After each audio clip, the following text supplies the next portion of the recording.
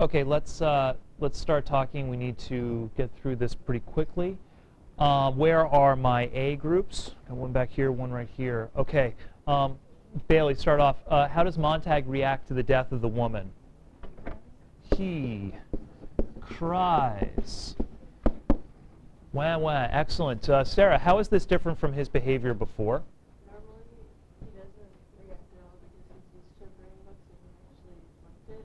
But now, he's sensitive and he's starting to think about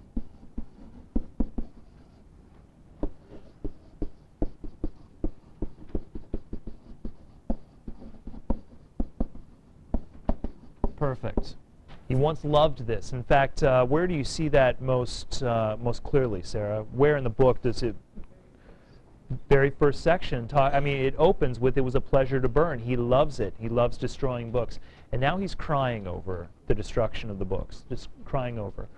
Sarah, you were on track with it. What do you think is happening to Montag? He's starting to think about like why this is wrong, and he's starting to think like the people who own the books.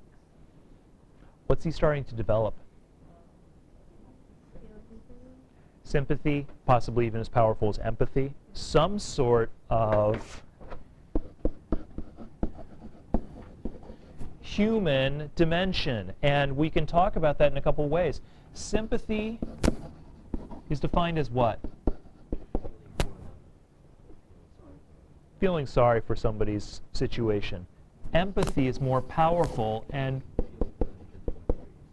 feeling exactly what they feel. It's not like, so David, if you've broken your arm, and I've never broken a bone at all, and I'm going to look at you and say, wow, man, that's got to be awful, I'm sorry.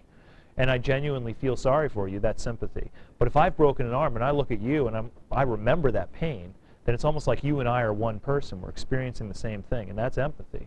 So sympathy is considered to be pretty human. Empathy is often considered to be one of the most human of any experience. If you can actually be empathetic towards somebody, know what they feel, then you are human. If you don't have the capacity to be sympathetic or empathetic, quite often you're considered not to be fully human, not to have the full sensitive range of emotions that humans have. Tori, you had your hand up for a moment. For number 3, I was going to say he's becoming more like Clarice. Ah, excellent. So Clarice seems to have this ability because when she questions somebody and that person gives a response, what does she do that nobody else does? I'm sorry, I'm hearing a lot of mumbling, but I'm not hearing an answer. More than thinks, she listens. Remember how she says that nobody says anything and nobody listens to anybody? But she actually does. Why would she do that? Because she's making a connection with a real human being.